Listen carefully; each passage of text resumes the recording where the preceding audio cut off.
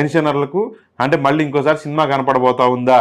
ఎందుకంటే తెలుగుదేశం నాయకులు కార్యకర్తలు దీంట్లో ప్రత్యక్షంగా వచ్చేశారు. రావటమే కాదు కొన్ని చోట్ల 500 రూపాయల దాకా కట్ చేశారట. దాన్ని ఎందుకు కట్ చేశారో మరి మరి అంటే ఇది ఎక్కడికి వెళ్ళిద్దో ఈ కట్ మనీ, తర్వాత ఇది ఎక్కడ ఇది ఎంతవరకు దారి తీసిద్ది అనేది తర్వాత సంగతి.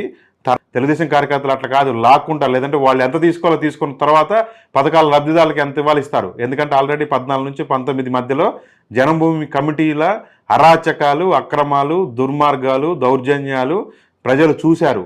వాడు కార్యకర్త నాయకులు నిర్ణయించిందే, వాళ్ళు చెప్పిందే వేదంలాగా నడవబట్టే జనం ఓట్లు వేస్తే 23 సీట్లకు పార్టీ పడిపోయింది. పవన్ కళ్యాణ్కి ఆ సంగతి తెలియకపోవచ్చు.